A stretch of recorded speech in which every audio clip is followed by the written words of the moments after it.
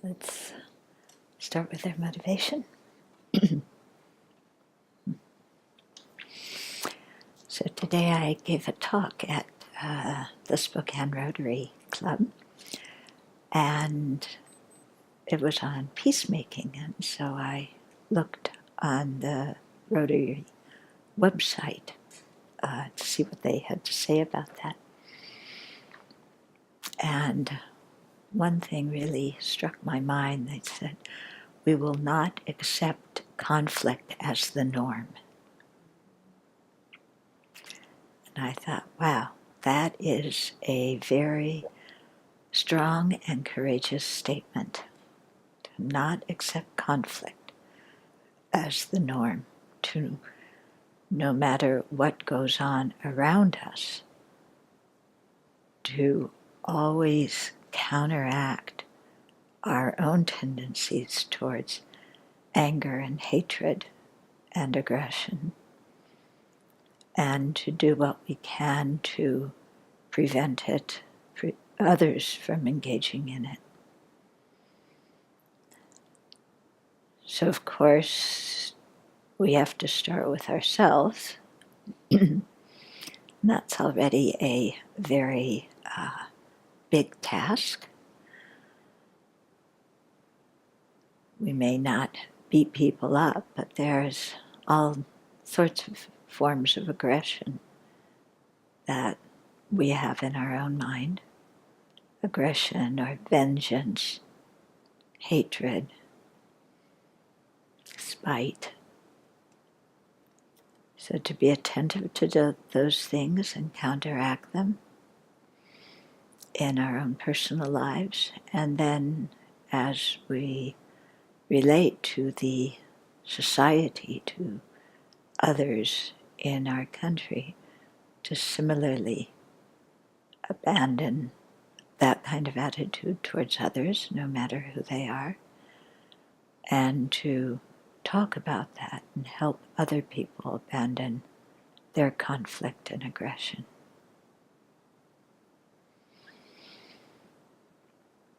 So this is the practice of bodhisattvas. And it's an important practice because we really can't get anywhere without controlling our own anger and vengeance. Because that very hateful, spiteful mentality is the opposite of love and compassion.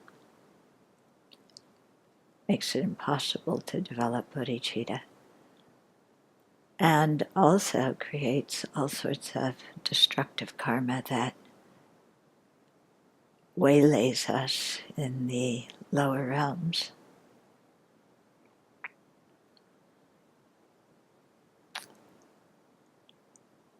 So it's quite important to counteract that, overcome it, and generate its opposites: fortitude, love, compassion, and bodhicitta. And not to accept conflict as the norm.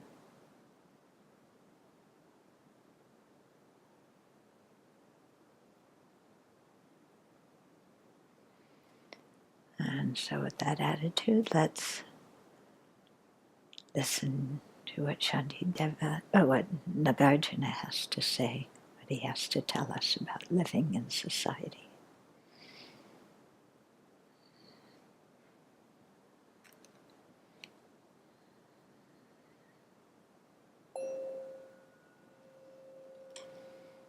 I was kind of blown away when I saw that on their website.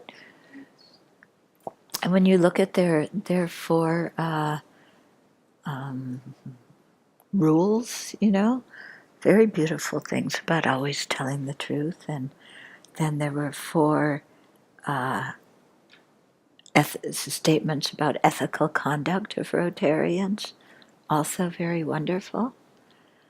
So it was heartening to see a civic organization composed of mostly business people who, at least on their website, had wonderful values.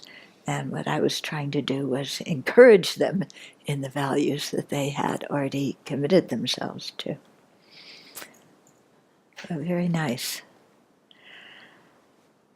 Okay, so last week we were talking about relationship to the spiritual mentor, because that's what Nagarjuna had said after he explained so much other stuff about the path to enlightenment, path to awakening. Then, at the very end of the text, he talks about relating to a spiritual mentor and the importance of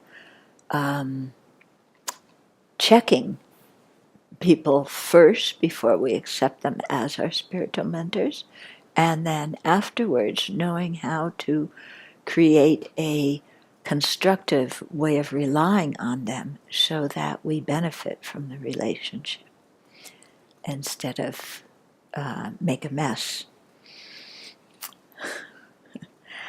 Okay, so I planned on I wanted to go through that some more. I mentioned last week that very often, in our relationships with our spiritual mentors, we just do our same old habitual behavior, the way we act towards everybody, and we aren't even aware that it's our habitual behavior, except somehow by having heard, at least in teachings, that this is an important relationship, then it makes us a little bit more aware of our behavior and what happens when we fall into our old habits. The idea being that if we are more aware and then more conscientious and can counteract some of those old habits and old attitudes with respect to our teachers, who we know are important people and who we have already checked out and we've already decided are wholesome people, then if we could do that regarding them, it gives us some practice and some basis for then being able to counteract those same bad habits when we, spew them out all over everybody else around us. Okay, so last week we were talking about those bad habits, and I gave the example of asking people, when are you planting the irises? And how people come back with their habitual attitude and behavior. So I got quite a few responses about to the question of, when are you planting the irises? It's just a question. When are you planting the irises? Okay, so I thought I'd read you some of the answers. Maybe you can guess whose they are. Okay. So one person said, didn't somebody else do that yet? Okay, then another person. I know you don't trust me. Why don't you just ask somebody else? I'm no good at anything at all.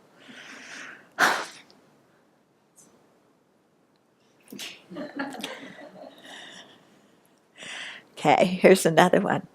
Of course, I'm happy to do it. Is that planting the iris seed or the iris sprout? What is your definition of planting? Can I do a tutorial for the nuns on how to plant irises? Oh, okay. Oh, yeah, we should have noticed. What is your definition of planting? Yeah, that was the give it away. Yeah. No, what it also needs is, do you have a source for this in a text? Yeah, you have an idea of how to plant irises, but do you have a source in a text for this? I haven't seen that source.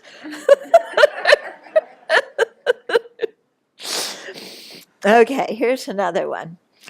Oh, for God's sake, we spend all this time and effort spraying the damn knapweed so that something else can grow. Can't you just be happy with the absence of weeds, the emptiness of weeds? If that doesn't make you satisfied, what will?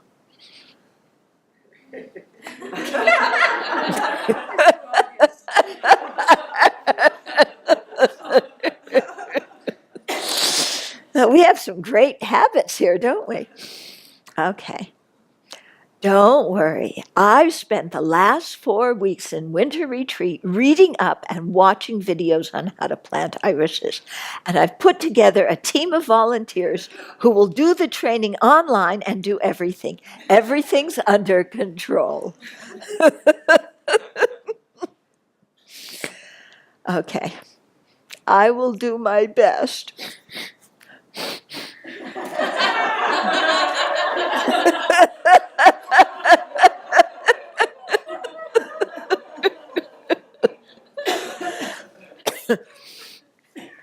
I was planning on it, but did not come to it yet. I will do it soon. Thereafter follows a personal, emotional dispute within myself, thinking that I am stupid, feeling very discouraged in my imperfection and such. Oh, of course, we should have known. I was planning on it, but did not come to it yet. I will do it soon. Thereafter follows a personal, emotional dispute within myself, thinking that I am stupid, feeling very discouraged in my imperfection, and such. So I grew up in GDR, and they didn't teach us how to plant irises in GDR. And then my mother, she didn't pay any attention to me. She didn't teach me how to plant irises. And when I was a young pioneer, we did everything else, but we didn't plant irises. So I was completely denied a good education as a child. I don't know anything about planting irises, but, I'll do it soon.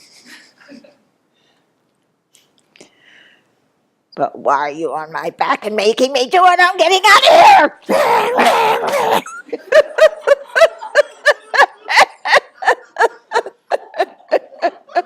Okay, next one. I'm waiting for the soil temperature to rise above 65 degrees. Even though it's already above 80 outside, the air temperature is warmer than the soil temperature. It actually gets down to the 40s at night, which is not good for transplanting. So I will do it when the soil temperature rises. Of course, if you think I should ignore these guidelines and do it now, just let me know.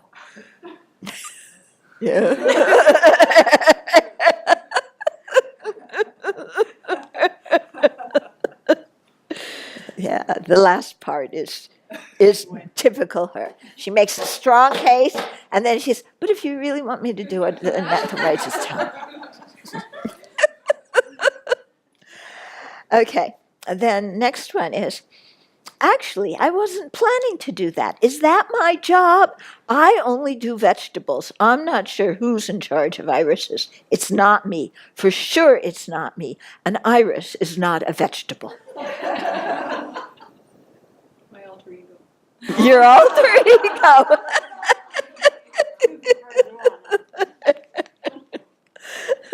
I like that. An iris is not a vegetable. I only do vegetables. That's not my job. That could have been any of you, actually. Yes. Any of you. Next one. Well, I planted half of them. Then I got a bit unsure about whether I'd planted them in the right spot, in the right way. Could you come and check for me? Let me know exactly where you'd like them and give me an explicit point-by-point instruction on the steps from beginning to end on how I meant to do it. No? Oh, I thought for sure that was yours. Oh. Okay. Then the next one is,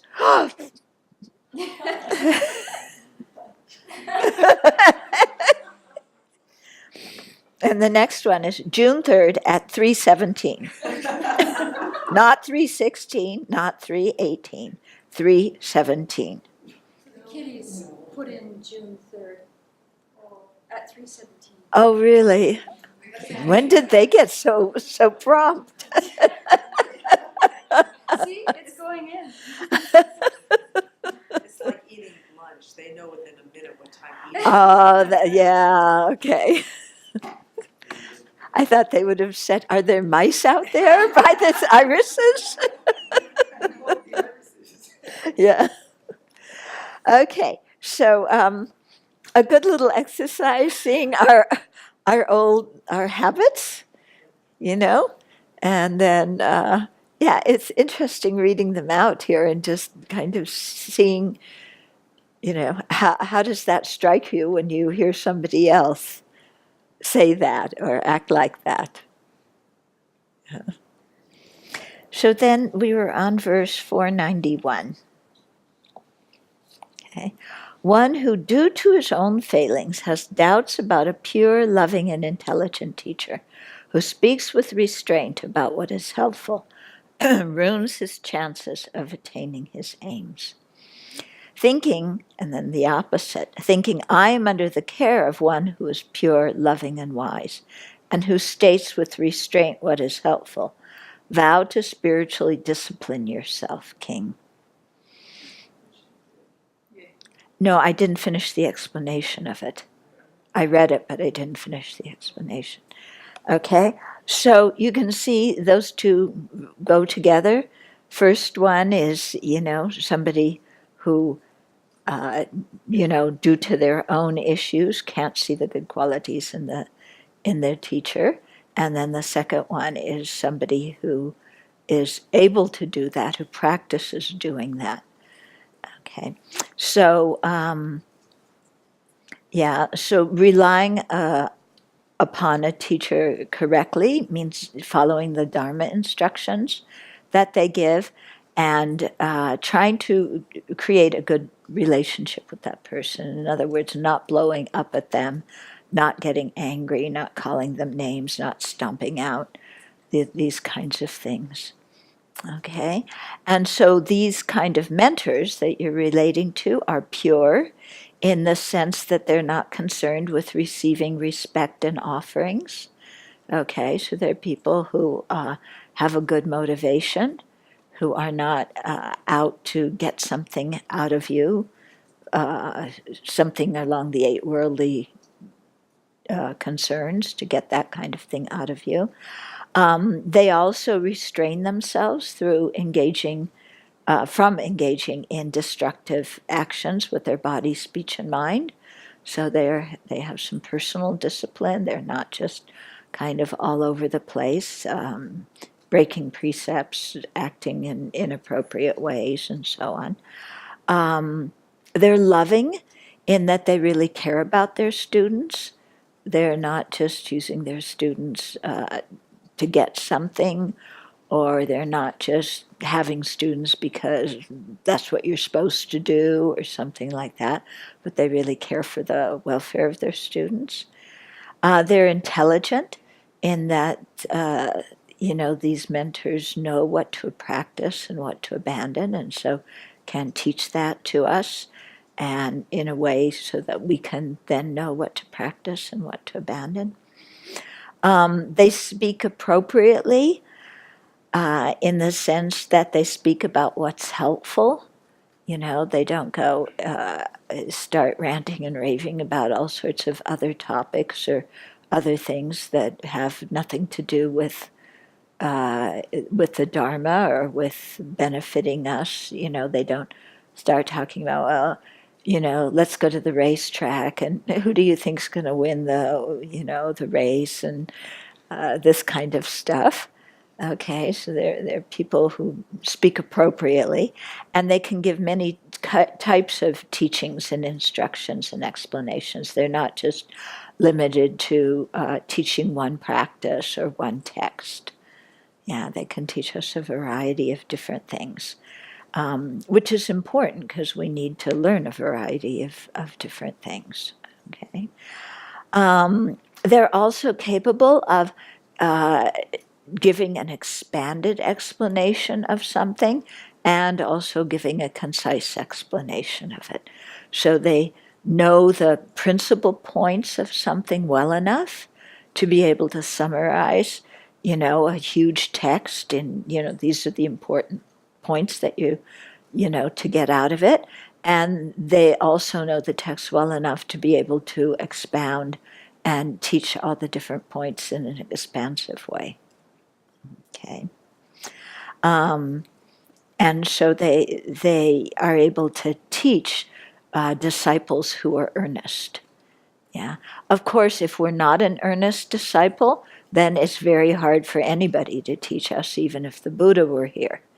Because from our interest, if we're not earnest, we don't have any real interest, we don't listen, we don't have any intention to practice.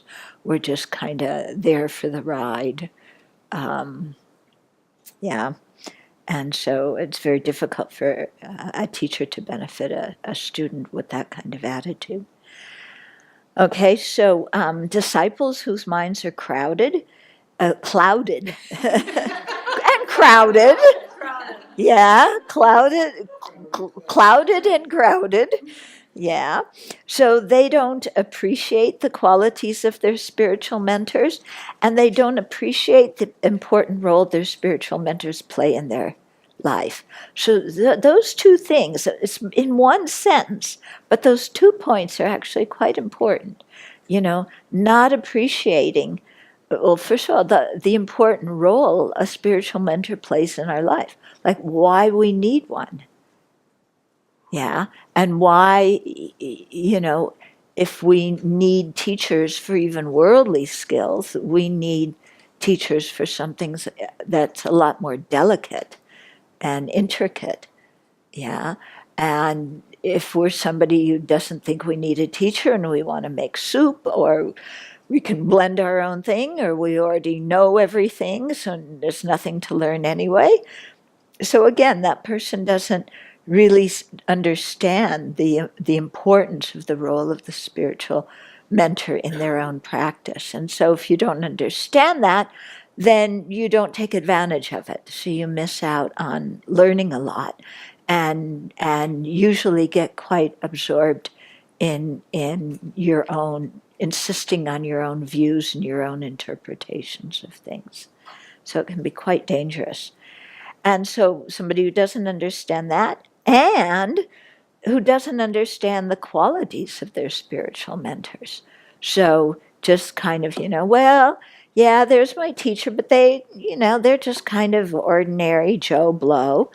The teachers appear as ordinary people, because if they appeared as really exceptional people, then we would all sit there and idolize them and not learn anything from them.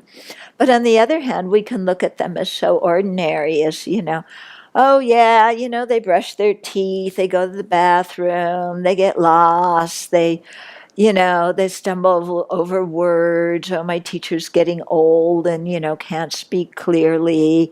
Their socks are falling down. Their clothes are always dirty. They make a lot of mistakes when they're teaching. So somebody who just has this kind of very critical mind and isn't able to see the good qualities of their teachers and only find bad qualities, again, they miss out on things. So I've seen with one of my teachers who coughs a lot, it clears his throat a lot. Some people come for teachings and we can't understand him, and it drives me crazy that he coughs, and they're out of there. Yeah, and they miss a lot because of it. Yeah, or people come and they're expecting some, far out, exotic Lama on a high throne, so that people think that, like, because they, you read stories of some of the past masters, so you expect, I'm going to walk in there, and there he is sitting on the throne, and I'm going to get shivers up and down my spine and goosebumps all over my body, and now I know that I've found the Buddha who's going to guide me to awakening. And instead of that happening, there's somebody sitting on a cushion drinking water, looking through their notes or looking through the text or something. And you think, what does this person know? Yeah, I want exotic master. Yeah. I remember one time meeting somebody, and one of my teachers was teaching, and this woman told me afterwards, it was like her first teaching, and she said, I came in and I just had shivers up and down. I knew this was it. But then she didn't really follow his instructions. So it's not to have shivers and goosebumps. It's to really discern somebody's qualities and know that they can be a good role model for you, and then listen to the teachings.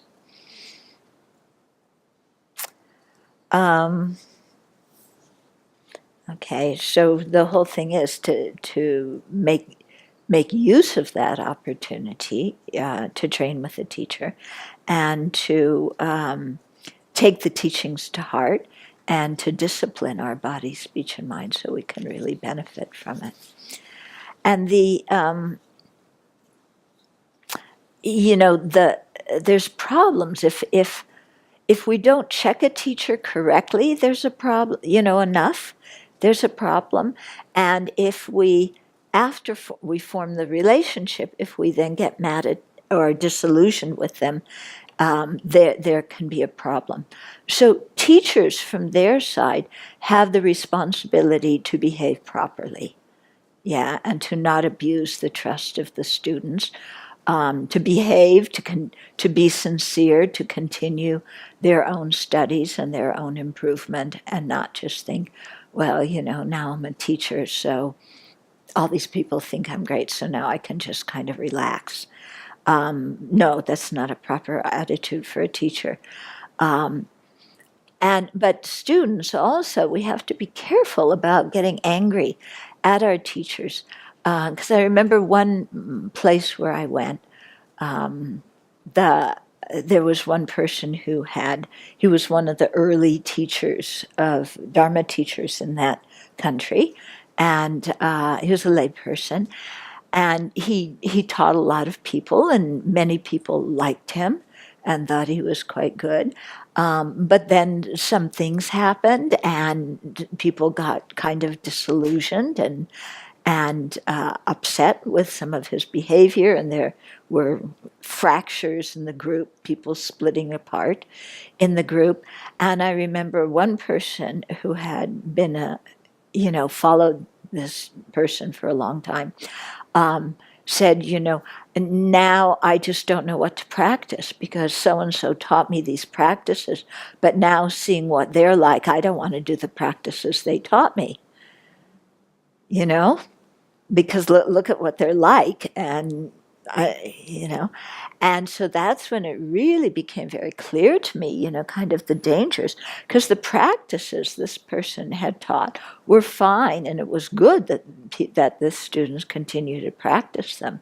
But it was hard for them to do that because they just associated the practice with the person. They got disillusioned with the person, and then they wanted to throw up their hands and not do anything.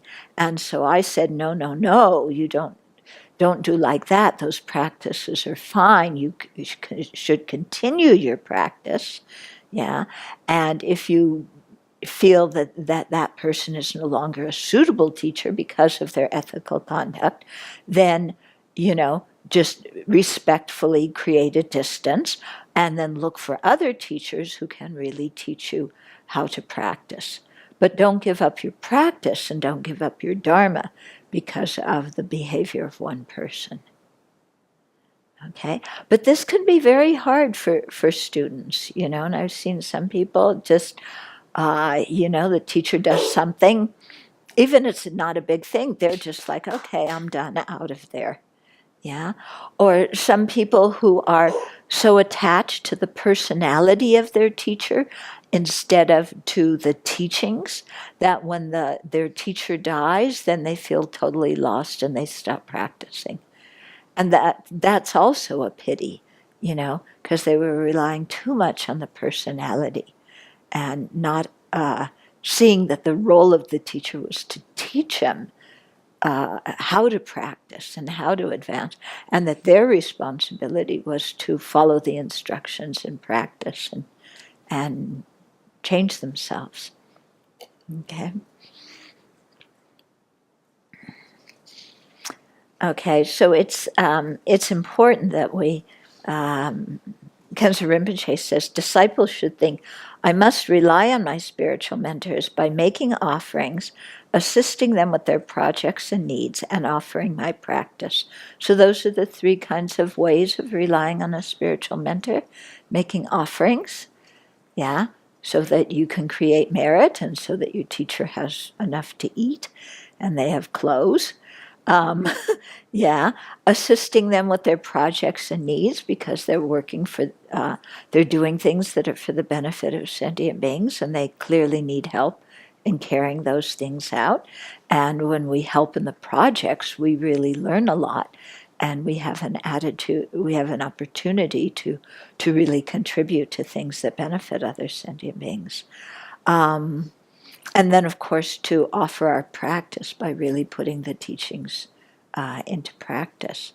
And so to do that, instead of just kind of taking things for granted. And, sometimes nowadays, because in America, we have such a consumer mentality that it's sometimes, people go to Dharma centers and it's like, I paid my money and, now you're my employee and you're supposed to teach me. Yeah.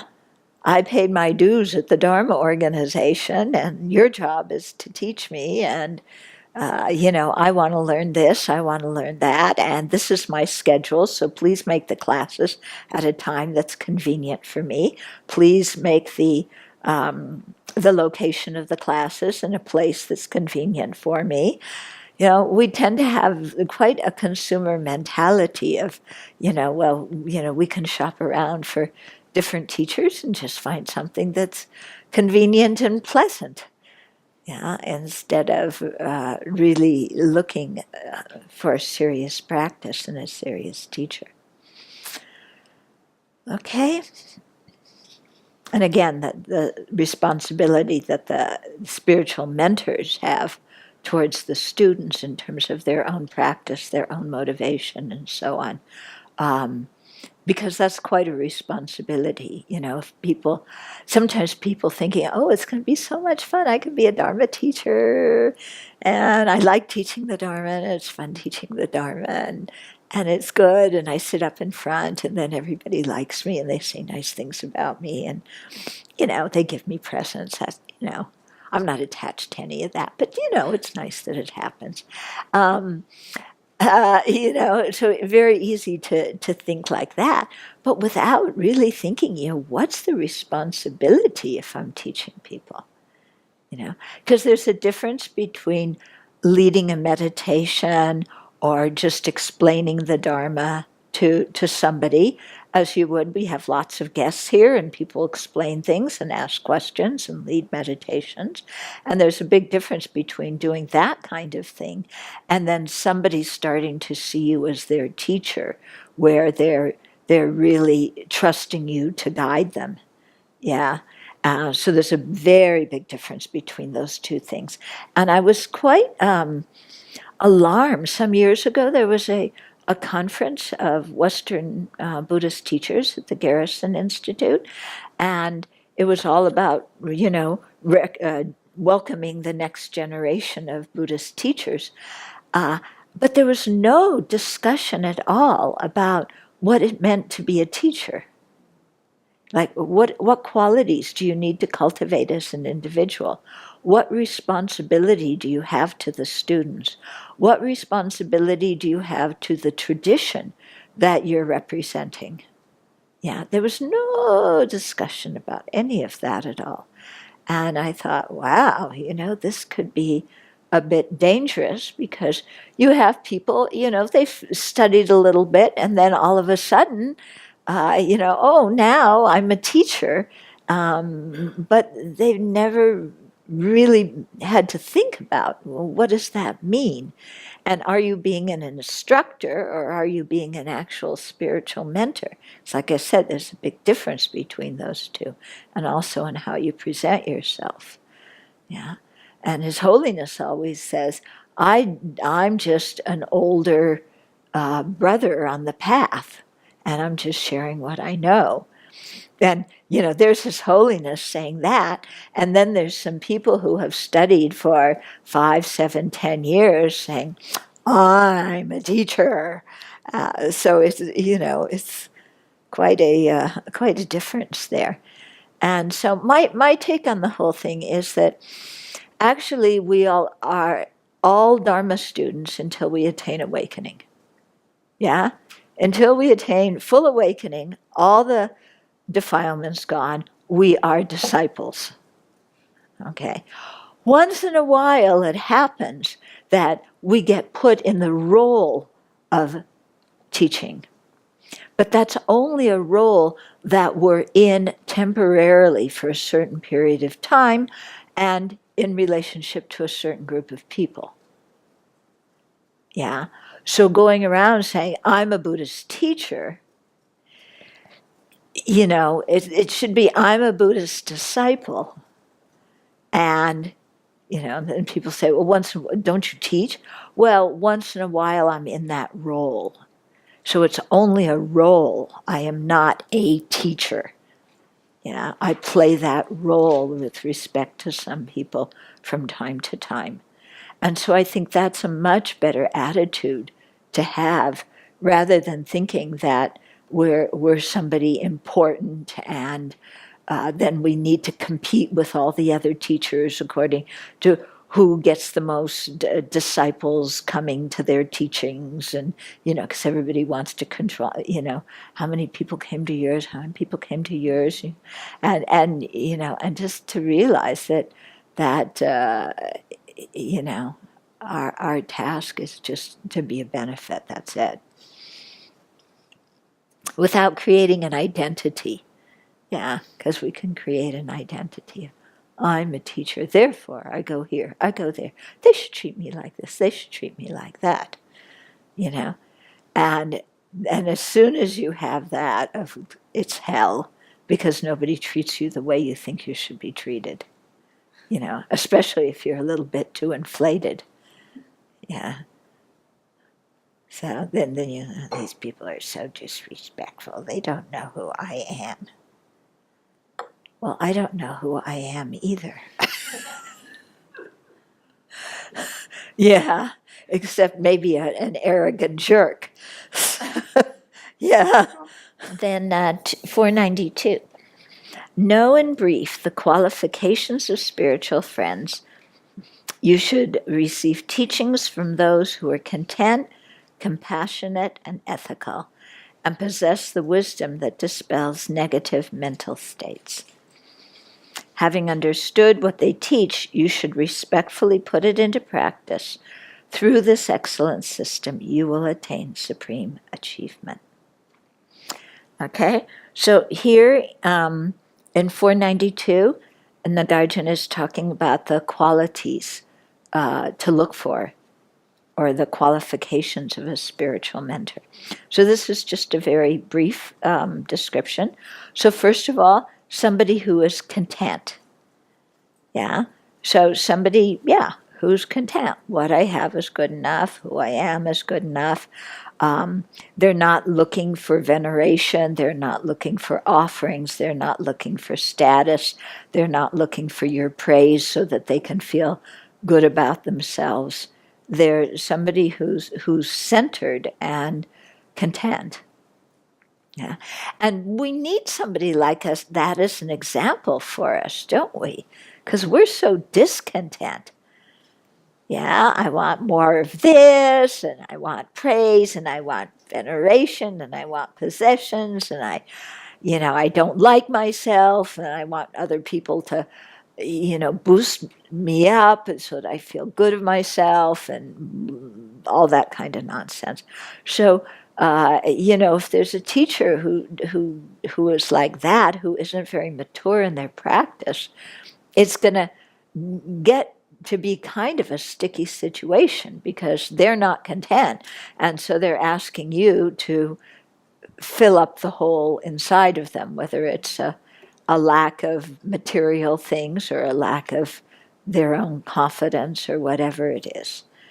Okay, so teachers should try and be content, at least try, and have, be free of desire to receive venerations and offerings. It reminds me of Geshe Zopa. He was always so humble, and we would, every year at the end of the teachings, we would do a big, huge, long life puja for Geshe-la. And the teachers give some kind of talk in the middle of it. And he said, "Oh, you're treating me like I'm very important, but I'm just a dog wearing a lion's skin." Yeah, that's what he said. Yeah. He didn't say, "Yes, I'm the great master, blah, blah, blah, blah, blah." Yeah. I mean, Geshe was always extremely, extremely humble. Yeah. And many people clearly did not even recognize his qualities. Walked right past him. But if you noticed his qualities, you were really impressed, right? Yeah, he was exceptional. He was really exceptional. Okay, the teacher, so that was the first quality, content. They should be compassionate. So again, somebody with a kind motivation towards their disciples. They really care about them. They want their disciples to do well. They even want their disciples to be better than them. And so they're not seeking fame and respect and offerings and stuff like that. But their whole motivation for doing what they're doing is one of compassion and care. Okay? So content, compassionate, ethical. Yeah, ethical is really important. Yeah, we tend to, in our culture nowadays, ethics, that's just Sunday school morality. Throw it out the window. Everything's relative, everything goes. If you feel good, do it. If you don't get caught, it's okay. You know how it is, the kind of attitude people have. And the examples we have of societal leaders certainly are not people who inspire us to be ethical. Yeah? So we certainly need to choose spiritual mentors who are ethical and who act as a good example for us. And even though ethics is the foundation of the practice, it's the first thing, it's the first of the 3 higher trainings. It's the second of the 10 perfections, Ethical conduct isn't the highest, this and that and that. But everything is based on it. Yeah, everything's based on that. And,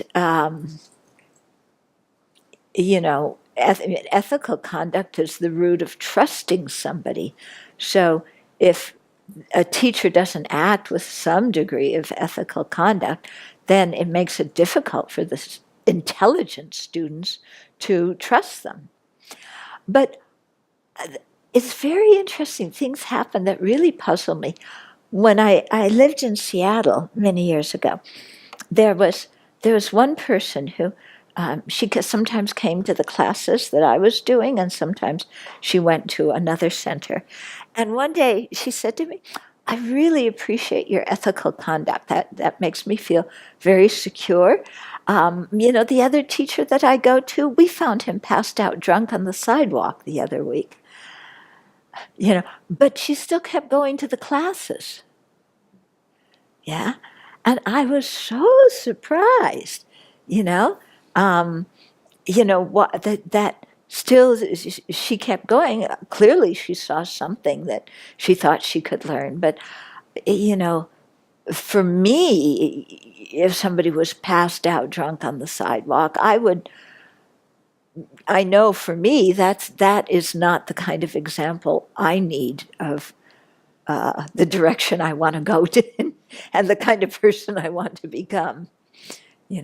Maybe for some people it works, but I just know for me that kind of example would not work. Yeah. But it was interesting that, I really appreciate you keeping up. They do this, but, I'm going. Okay. Okay, so content, compassionate, ethical, and possess the wisdom that dispels negative mental states. Okay, so a good teacher is wise regarding the methods to eliminate the disciples' afflictions. Okay, and they're skilled in explaining what to practice and abandon. So it's you want a spiritual mentor that has some wisdom about how to help you overcome your afflictions, who first has the compassion that wants to help us overcome our afflictions, and second of all has the wisdom knowing how to do it. So that could mean in terms of the Dharma, what wisdom, what meditations you apply to what kind of afflictions. And so if we come in and we say, I have a problem with anger, if I have a problem with jealousy, then they'll tell us the right meditation to do. Yeah. And then also on a more personal level, somebody who knows kind of when to nudge us and when to pat us on the back, and somebody who's skillful in communicating to us how we need to change. That doesn't mean we always understand clearly what the teacher is doing. Yeah, because sometimes our own afflictions and preconceptions are so strong that, we make up all sorts of reasons why we think they're doing what they're doing, when actually they're trying to benefit us. That was me, I scratched my nose. Okay, so somebody who's skilled in that way, and also someone who's skilled in explaining what to practice and what to abandon. So, what do we practice as a beginner? What do we practice after that? How do we put a daily practice together? We learn so many meditations and so many teachings. What are we supposed to practice? Yeah, and that gets very confusing because there's so much, and then we keep learning more and more, but we don't have time to study it, and then we just get confused because what do I practice? There's so many things, I can't study them all, I can't understand them all, and we've heard about the Lamrim, we know where we need to start, but somehow we're not thinking that the teachings we receive in a group are personal instructions. We think that the teachings we receive in a group are just kind of, they're just something the teacher's saying, but if we need to go to them and ask specifically, what do we practice? As if what they're teaching to the group is different from what we need to practice. Okay? Yeah, and also we're only going to practice it if they tell us personally to practice it. If they tell us in a group, you really should, make sure you do refuge and bodhicitta and 7 limbs and some purification every day, and also do some lamrim every day. Oh, well, they said that to the whole group. That doesn't apply to me. Yeah, and then we go and we say, oh, what should I practice?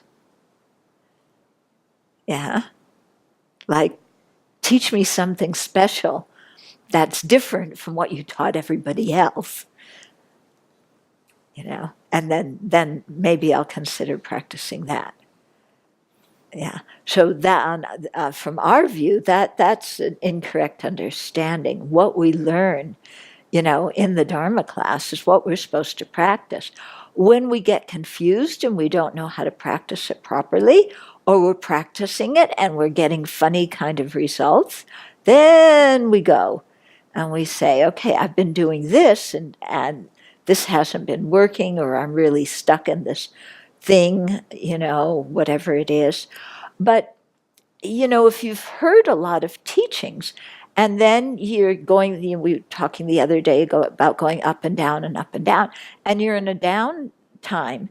And before even thinking for yourself about what do I need to practice, what's the affliction in my mind and how do I counteract that affliction, we instantly go running to our teacher, tell me what to practice. Yeah. that's showing that we don't take the teaching seriously. Yeah, that we think that what we're learning publicly is just la la la la la la, and when we have a problem, we need to go and ask for individual instruction only for me that's different from everybody else. Yeah, as if nobody has jealousy, nobody has low self-esteem, nobody has anger and confusion, that what the teacher's teaching is has nothing to do with practice.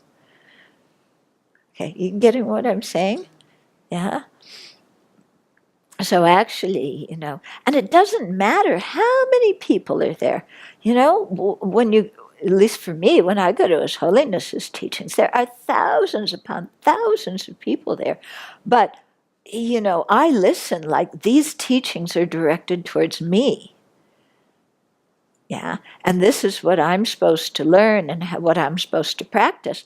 And of course I can't practice everything at once, but I can, for the things that I can't practice in depth now, at least I can plant some seeds and then do the things that are more at the stage where I'm at now and do those, more in depth and really work on those instead of, well, I've heard teachings on initial scope, on middle scope, advanced scope. I've had Kriya Tantra and Yoga Tantra and highest class Tantra, and I have all these kinds of things. And what do I practice? Well, what did Jay Rinpoche say at the beginning of Lam Rim? Yeah? Why is the path set up that way? Yeah? Did he say, walk in and immediately practice highest class Tantra and don't do anything else? That's not the beginning of the Lam Rim. Yeah?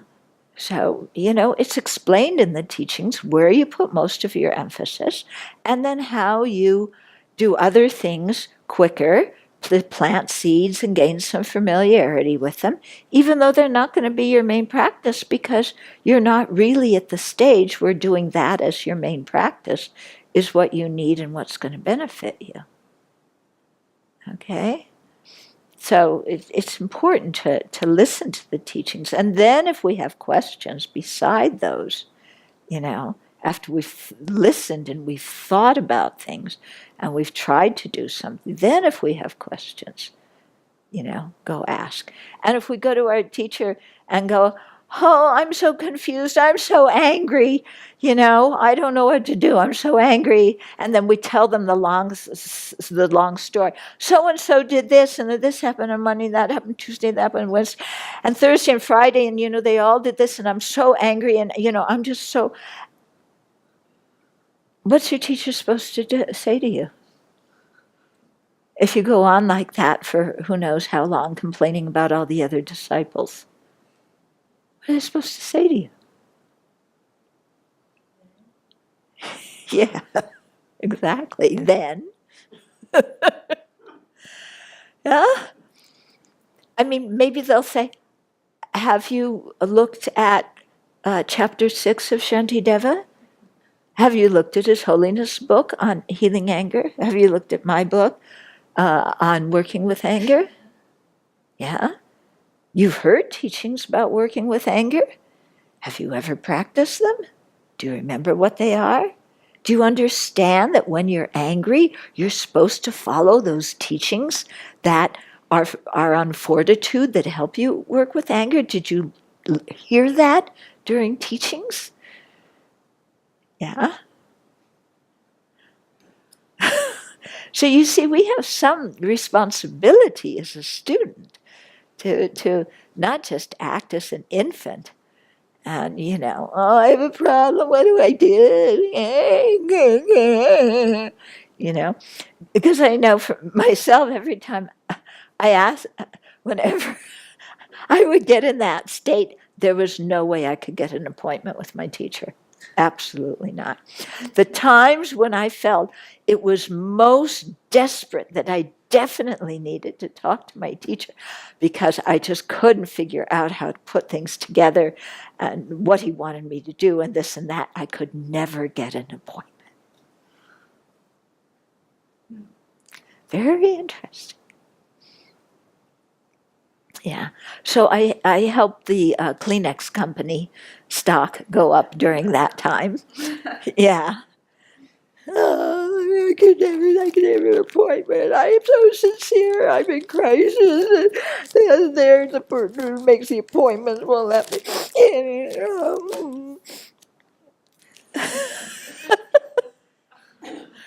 Yeah. And now I see it's like my teacher's going, well, were you listening during teachings? If you listen during teachings, if you thought about some of what you heard, you might be able to figure out what to do yourself. Yeah. Yeah. Another thing I've noticed is, we talk a lot about death, how to help people who are dying, what to do when people die. And yet, when people hear these teachings, it's great. Somebody in their family is sick and dying, immediately they call, what do I do? Yeah? As if what they heard in the teachings is not what they're supposed to do. They need some personal instruction about what to do. Yeah. Or maybe they just forgot. You listen to teachings and you think, oh, nobody I know is ever going to die. Yeah, because that's what we think, it's not going to happen to me. And then, somebody said, what do I do? What do I do? So, this is our responsibility as students to really listen to the teachings and review them and think about them and try and put them into practice in our daily life. And of course we can go when we have questions, of course. But first we need to think about things. Yeah, and see what we can sort out on our own.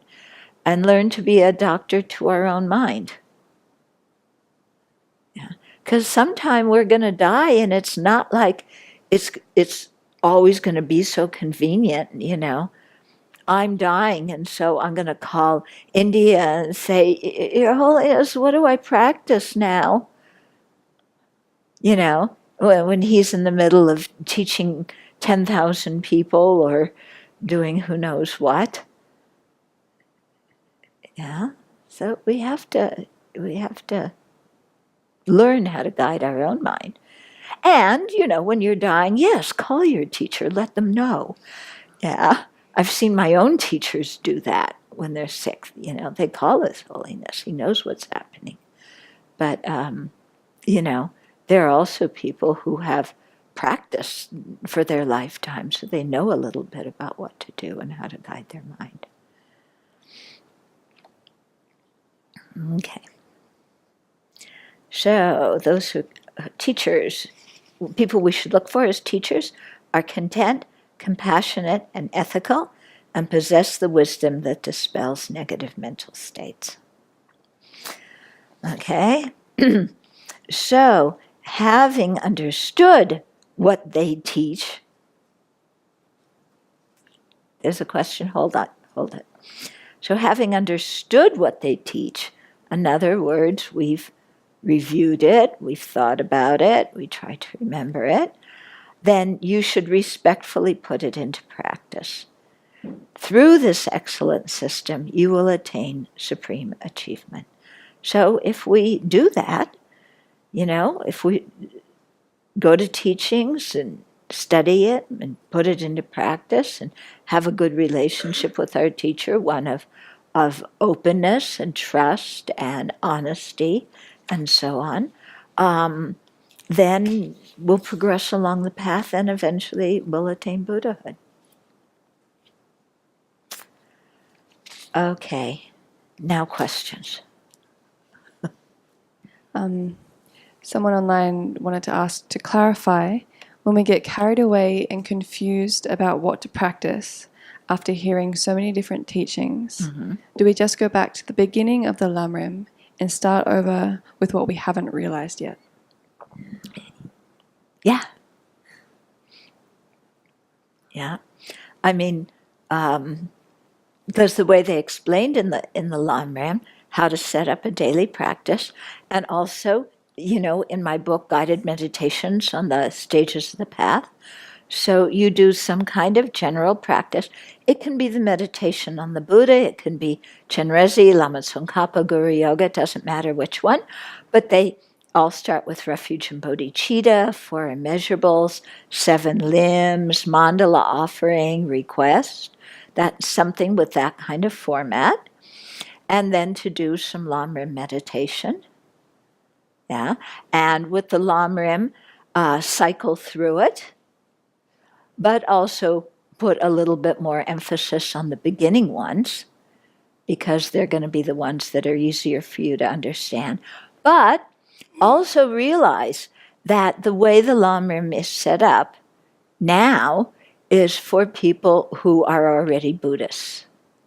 So you come to Precious Human Life, and they're telling you to feel glad that you weren't born in the health, and you, as a Westerner, you read it and you say, what am I supposed to do with this? And so, okay, then what do you need to understand before you do the meditation on Precious Human Life? You need to spend some time understanding what the mind is, what the brain is. Yeah, it's good to learn something about the division of phenomena. So you know permanent and impermanent. Among the impermanent things, you have functioning things, you have form, you have consciousness, you have abstract composites. So what is my brain? What is my mind? How do the two things work together? Yeah. What are the logical arguments that prove rebirth? Because, if there are ways to really help you understand rebirth, it isn't something that you have to have blind belief in. But you think of the logical arguments that talk about rebirth. Think about the examples that you've heard of people who have remembered past things.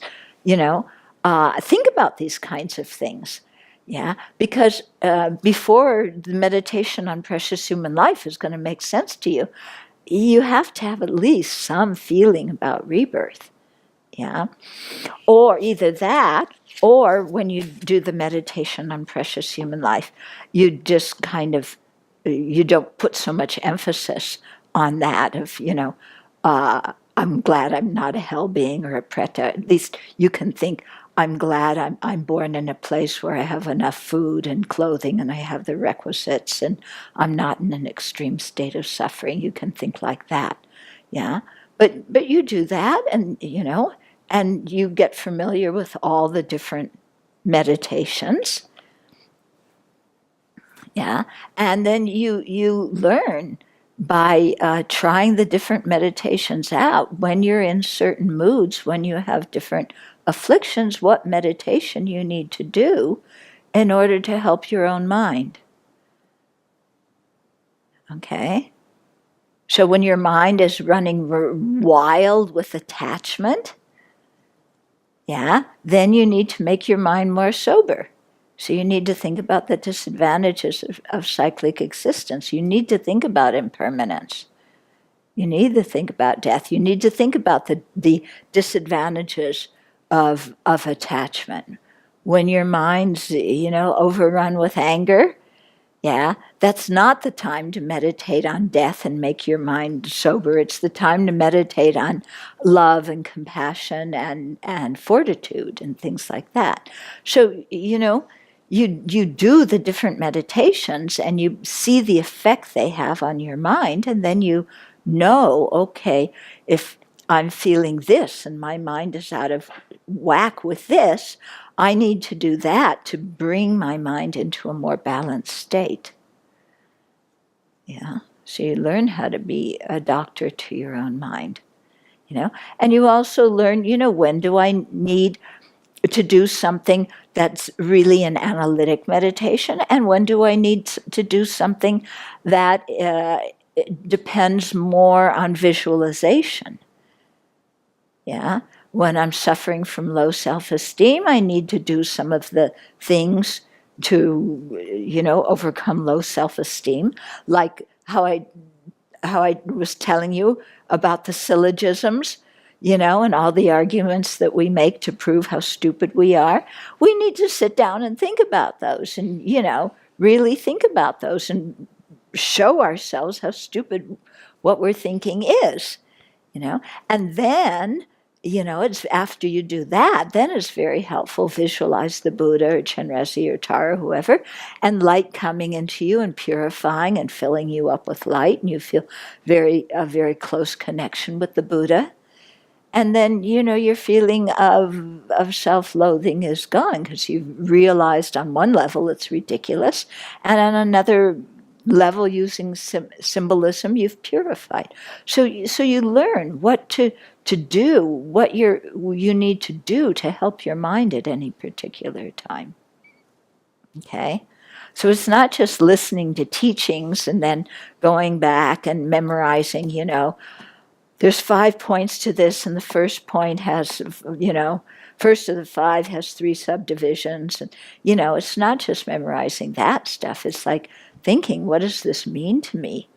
And when I think about it, what feeling does it, what mental state does it bring in me? And then what mental state is this counteracting? Yeah? Okay. So, when we suffer from a lot of doubt, who's Buddha? What's Dharma? What's Sangha? Then you need to contemplate the qualities of the 3 jewels. Or if your mind's going, well, is it really possible to become a Buddha? Then you need to contemplate Buddha nature. Okay? So, yeah, we need to figure this out. And when you're confused, it never hurts to start at the beginning. Yeah? When you're confused, going to the most difficult meditation, the one you understand the least, is not what you need to do when you're confused. Okay? Yeah, you need to get grounded. So what's going to ground you? Okay? Other questions? I was fascinated to learn that after Ling Rinpoche had died, that His Holiness asked that his remains be preserved and mummified. Mm-hmm. And there was this American sculptor who was a student of Ling Rinpoche's who sculpted this likeness of him to cover the mummified body. And then His Holiness consecrated the body and keeps this statue in his private temple in Dharamsala. So I had never heard about anything like this before, and I've been sort of keeping this on the back burner until a moment like this. Uh-huh. And I'm wondering, have you heard of any other revered teacher being honored in this way? Well, I remember when I was in China at one, maybe Jiwoshan, one of the temples I was at, there was the body of a previous, many centuries ago, a great master that they had mummified and had, put something over to protect the body. So I think, from time to time, this kind of thing happens. Didn't they do that with Rinpoche? With who? Rinpoche. Oh, yeah, they did do that with Jay Rinpoche, because later during the Cultural Revolution, when they broke it open, his fingernails were still growing. Yeah. So how does a practitioner relate to this kind of... I mean, What do you mean? are we to assume that... Is it like being in the presence of a stupa, for example, or just receiving blessings from... Yeah. I mean, you relate to it as a holy object. Yeah. And, when you go there, I mean, because I was there at the time she was doing that, Jebje Ling Rinpoche was my preceptor. And so while he was alive, when he still lived up at his house up the hill, from time to time I would go and visit him. Yeah, and then after he died, then they dried the body out, and then Lisa came, and she was, after the body was dried, then she was sculpting around it, and so I'd go and visit her from time to time, and then after she finished, they kept the body there you know, in full form for some period of time. It was a while, yeah, because I remember going from time to time to pay my respect. And then at one point, I wasn't in Dharamsala at that time. Then they brought it down the hill, his body in a big procession, and it stayed in His Holiness's palace. Yeah, but at the beginning, they kept it there. We could all go and pay respect and sit and meditate. Yeah. Yeah, and it makes you remember your teacher. Yeah, and especially when his body was in the same room where you had gone before and you had talked to him and asked him questions, and then that feeling is still there. You recall all of that. It helps you. They just published the biography, His Holiness's biography of Ling Rinpoche. It's just coming out now. Yeah. Talk a little bit, just culturally, seems cultural to me, how, I'll just say it more specifically. I was surprised maybe a little bit when Darshan Rinpoche died, and then I watched a video about the wife of Dugal Khyentse Rinpoche. I didn't realize there was so much, what I thought is cultural kind of procedures. Oh, yeah. That, Oh, yeah. I mean, it's huge. Yeah, huge. When a great Lama dies, things go on day and night for weeks and weeks and months. And yeah, it's a very, very big thing. Yeah. How you treat the body, how you cremate the body, what you do with the ashes, how you open it up. There's all sorts of stuff. And yeah, it can be quite a big thing that lasts for a long time. Yeah, that's okay if you don't resonate with it. It's hard to say. Of those things they do, what is actually to benefit the Lama and what is to benefit the disciples. Yeah, and so many times rituals give people a way to channel their faith, to channel their grief, to be together in community or whatever. But it's a very cultural thing. It's a super cultural thing. And if that doesn't resonate with you, that's fine. You can, stay at home and meditate on what your teacher taught you. Yeah, because that's the main thing. That's the main thing, is the Dharma and the Dharma connections. Yeah, and then all this stuff, that goes on and everything. It's a way for people to create merit by making offerings. It's a community event so that people who are disciples of the same teacher can come together and grieve. Yeah. But all the pujas and the this and the that and how you tie this and how you move that, and if that isn't something that inspires you, it's fine. Just do what you need to do. Yeah. Quick comment, because I was a witness to Geshe Sopa's passing. Well, not in the room or anything, but I remember when it happened. Mm-hmm. And yes, I was very fortunate to witness this firsthand. A lot of the rituals and things, they were actually quite open with some of the things, mm-hmm. to even just the